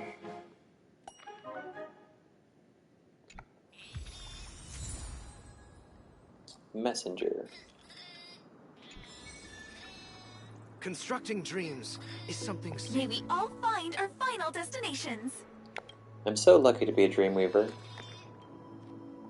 Oh, I brought trash for you, apparently. Okay. I'm surprised that you actually did it. Please wait while I activate the system module. Trash disposal module activated. Please present the trash to be disposed of. I have lots of trash, apparently. Confirm. Trash detected. Disposal program started. The Intellitron took the trash into her body. Disposal completed. Thank you for your contribution to the environment. Constructing dreams is something sacred. No, got some praise and high morals. And mental health care. May we all find our final destinations. Okay. Let's activate clockwork. What happens if we make her sad?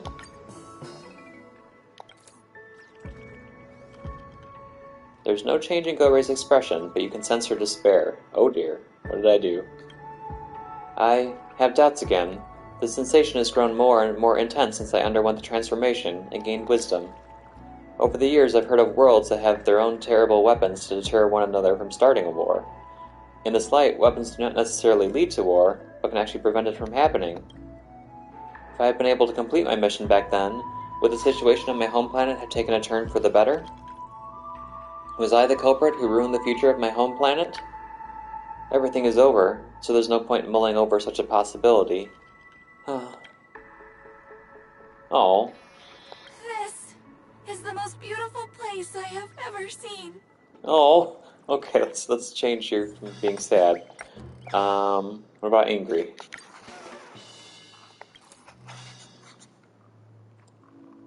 Go-Ray's body shudders all of a sudden. Although her face is made of metal, you can still discern a touch of rage in her expression.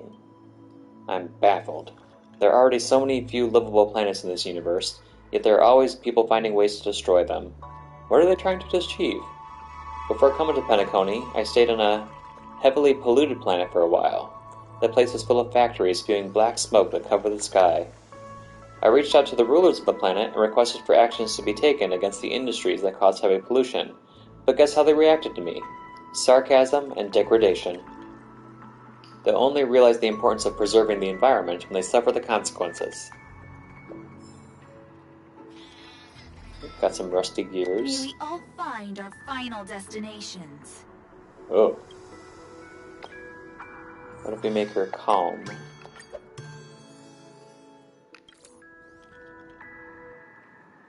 Koei remains her composure. Her face returns to her usual expression. Now that I think about it, I know I don't have the power to stop wars, prevent pollution, or fill this universe with love and peace. Eons are probably the only ones who can. I'm not capable of doing groundbreaking stuff that can affect the entire cosmos, but I can do small things within my capacity to affect the people around me. Like raising the awareness of environment preservation and encouraging people to dispose of their trash properly. This is the most pragmatic approach to prevent other planets from going down the same road as my home planet. Okay. This is the most beautiful place I have ever seen. Let's make her happy again.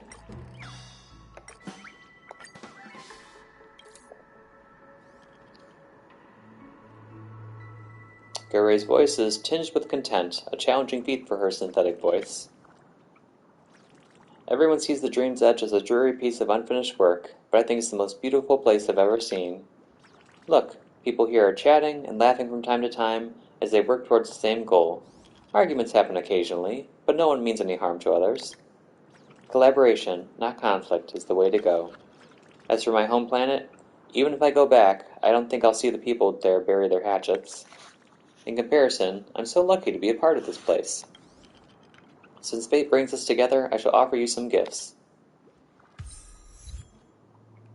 Oh. She gave me ice cream. That's nice. Constructing dreams is something sacred. Okay. That means I think I only have one other person to help with their emo gears. Oops, not this way.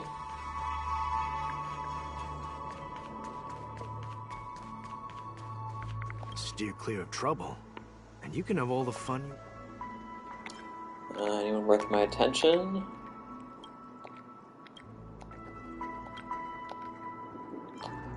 So...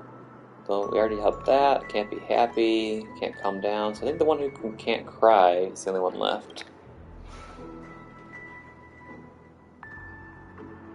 Oh.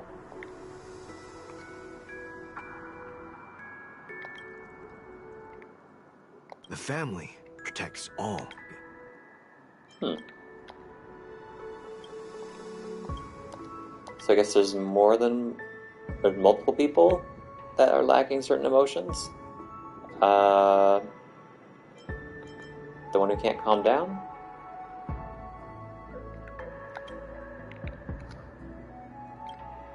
Oh. Steer clear of trouble. Maybe we already helped everybody?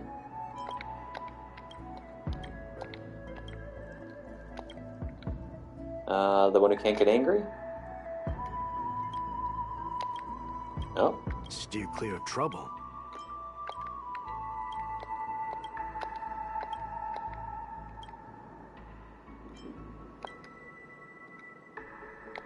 Oh, okay. I guess we helped everyone. Cool. Oh, something's glitching out up there. In that case, we have some new stickers.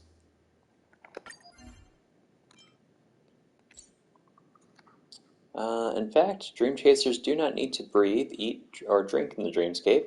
However, who can resist the allure of this enchanting realm?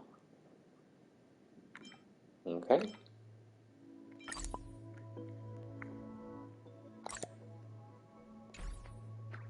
And then we have talking clock. This one we can actually fill up. Happy, calm me, angry. What about Sadie?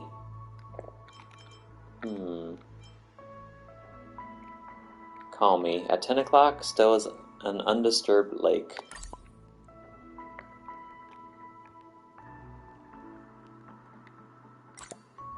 There we go.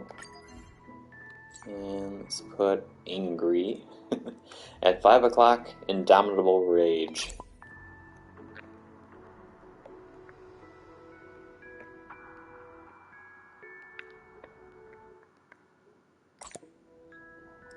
Collect our reward. There we go.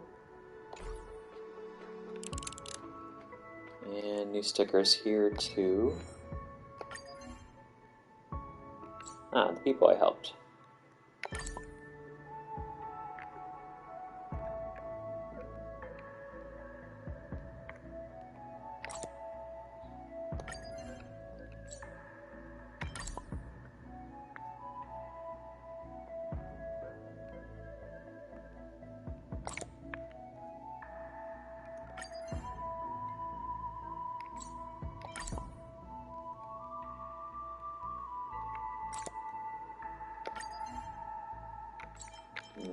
One sticker left.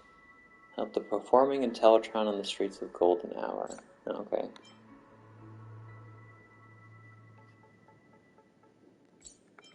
And we already did these before. Okay. Okay. Those were kind of fun little side quests. Oh, Ewan. You don't seem to have a tail. This place may not be as bustling as the main street, but it's got a good view, and the air is fresher too. And there are free crosstalk performances to listen to. Hello, what a coincidence to see you here. How about a chat while we take in the sights? There are crosstalk performances here? No, I'm talking about those Dreamweavers. They're a fun lot. You complain about my constantly changing requirements. I resent your deception in progress. We argue when our ideas don't align, and insults fly when our designs differ. Privately, grievances linger, and face-to-face, sleeves are rolled up for confrontation. It's just like performing crosstalk. These artists sure are artsy. Speaking of which, it's been a long time since I've gone back to the La Fu. I wonder if back and forth have come up with any fresh new routines.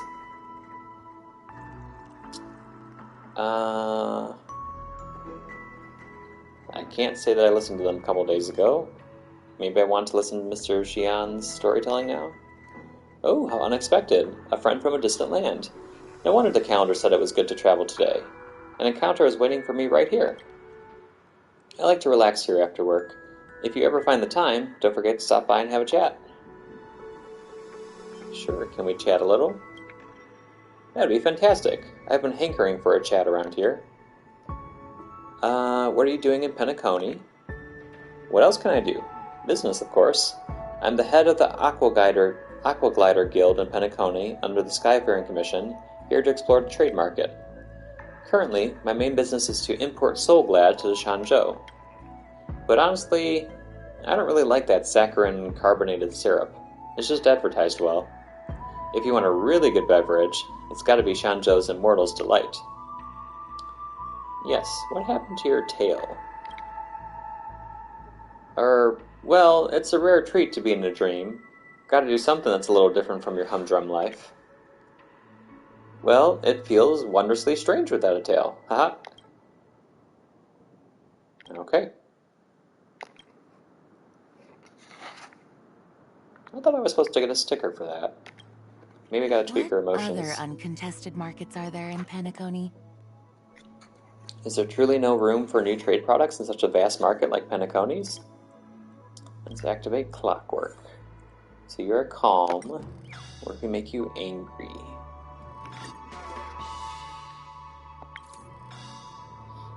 Annoying, annoying, annoying!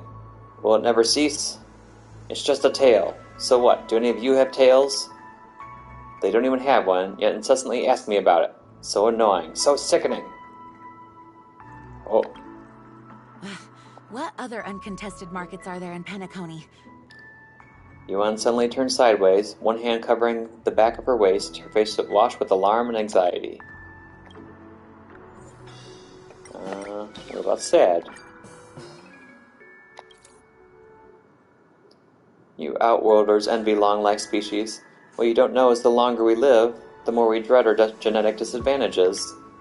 For those who don't have tails like me, it doesn't affect our daily lives, yet we've never been able to raise our heads high and proud for the last century. It's not like there aren't any who compensate for their disadvantages, like Diviner Fu, or that we judge from the Ten Lords Commission. But these people either succeed through sheer will or serendipitous opportunity, yet for me, I'm nothing but an ordinary person. Oh, so she just doesn't have a tail. That's kind of sad. What other uncontested markets are there in Penacony? I want a tail too. Who doesn't like a poofy, fluffy tail? Aww. Let's make you happy. When I joined the Aqua Glider Guild, I wanted to find an opportunity to grow a tail. But as I traveled across the lands over the years, I gradually understood that my lot in life doesn't have to revolve around this tail. So I started paying more attention to the scenery along the way and the local customs. I have to say, this may really be the true meaning of life. Oh. And there I was thinking, like, why doesn't she have a tail? And little do I know that's something that she's been suffering for her centuries of life. Shame on me. Okay. Let's see. Well, actually, I don't have that much time left for today. Maybe later today, but at least not at the moment. I've got a dentist appointment to get to. So I'll start wrapping things up. What's some stuff that I gotta do here? That's not what I wanted. Log into the game. I can just establish my assignments. Let's do the long one, though, for these.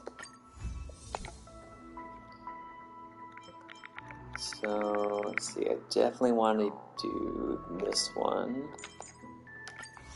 That should be good for Sparkle's Traces, I think. Want more of these. Let's see. There we go. Oh, new experience materials? Oh, just completed, that's all. Okay, and... how much do I have of each of these? 810... 587. Oh, we will need more of those eventually. Let's add these in. There we go. And of course, more experience materials, because I'm always in need of those. There we go. Okay. Dispatch assignments. Consume Trailblaze power. How much do I have? Oops.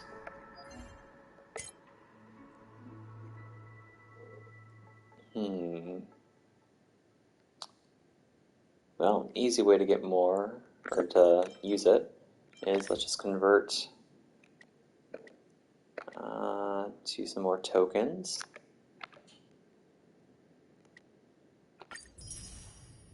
There we go. And that did that. And complete one daily mission. Should have time enough for that.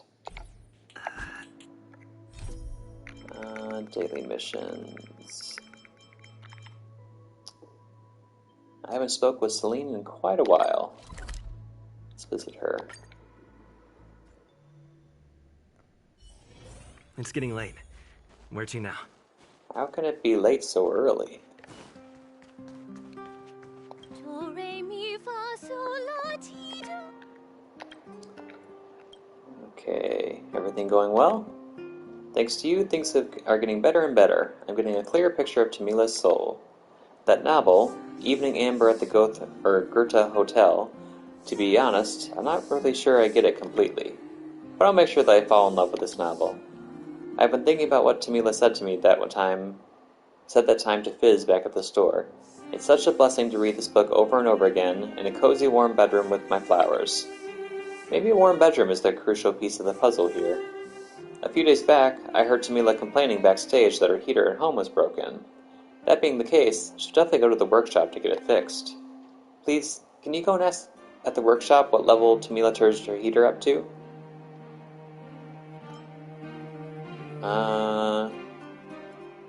Will Serval even answer this kind of question? Just go and ask for me. If you can't, it's okay and I won't blame you. But please... Okay. Another piece? I thought I got all the lore in this area, but I guess there's always more.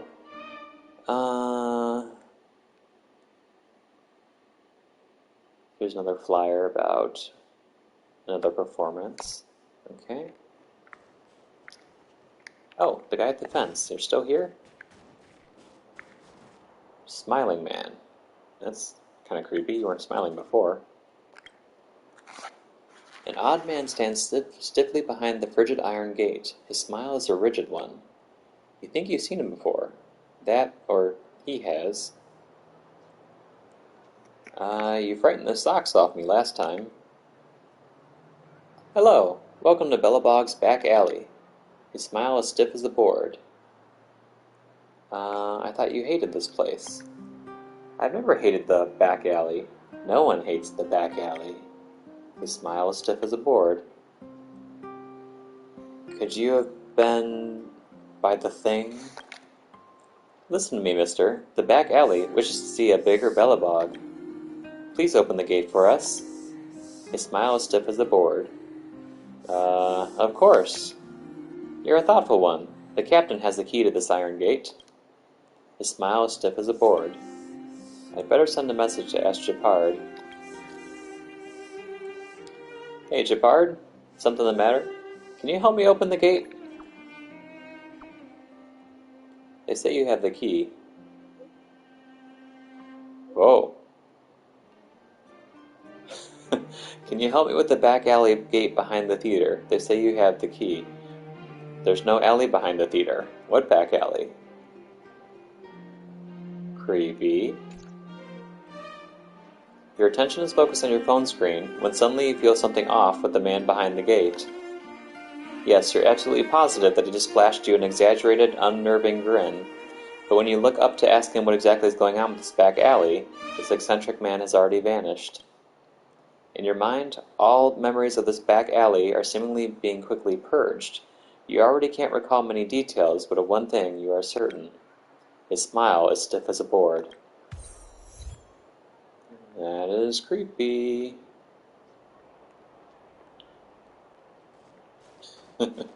I thought that would have been going somewhere, eventually. Let's see. Let's take shortcut.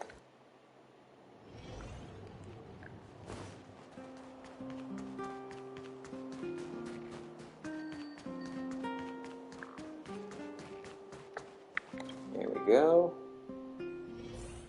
Hello, Sir Ball. How are you doing today? You're here. Come on. About Tamila. Tamila? Ah, I remember. You mean that famous musical actress? How does she use her heater? What are you asking that about for? Ah, it's coming back to me now that you mention it. Her heater broke a few days back, and she dragged it here for me to take a look at it. At the time, I was still wondering what a star like her was doing without any servants or assistants around to help her, right? But seeing like someone like her performing her own labor like this, well, it's uncommon, to say the least.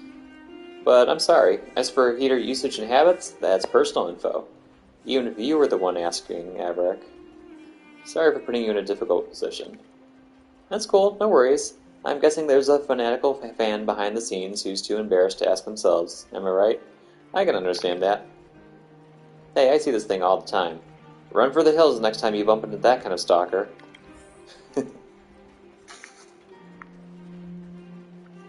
Oh, Molly. Hi, Molly. Where's my wrench? I don't know. Where's your wrench? Huh. I'll have to talk to her again sometime.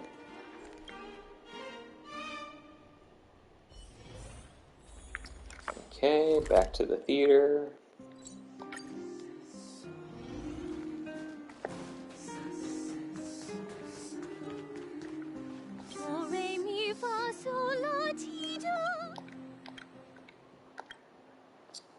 Relay Serval's reply. You couldn't get the info? No, this is far more intel than I could have imagined. Thank you so much. Based on Serval's story, Tamila dragged the heater to the workshop all by herself. No servants, assistants, or a manager helping her out. Just her dragging it herself. So that's what Tamila's soul is like. I'm gradually coming to comprehensively understand everything about her. What do you mean by Tamila's soul? Ah, sorry, I was talking to myself again. I didn't mean to confuse you. I just think that this whole time, I've just been really shallow about what I've learned from that. I've just been really shallow about what I've learned from Tamila. What I really need to mimic from her soul is hidden Boy, I can't talk this morning. What I really need to mimic from her soul is hidden in her everyday life off stage. It's not her character and performance on stage that shapes her unique soul, but rather it's her offstage everyday love for life that makes her so precious and dazzling. Thank you. Starting today, I can finally become the second Tamila. This reminds me of the lyrics of a beautiful song.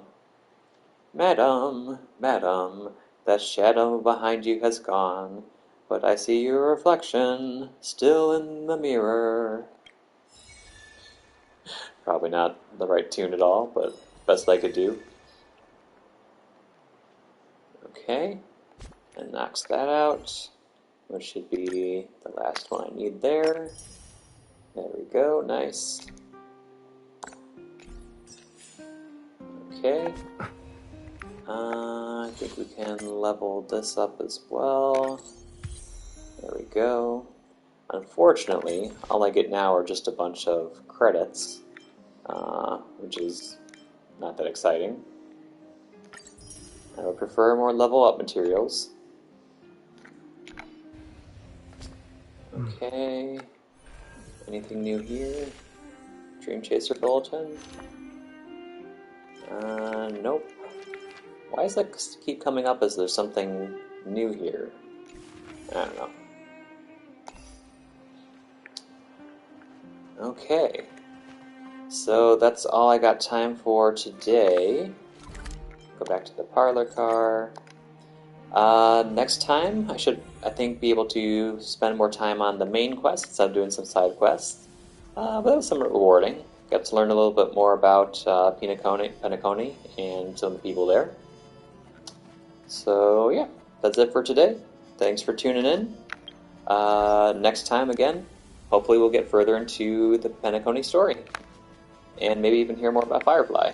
So, we'll see. See you next time. Bye.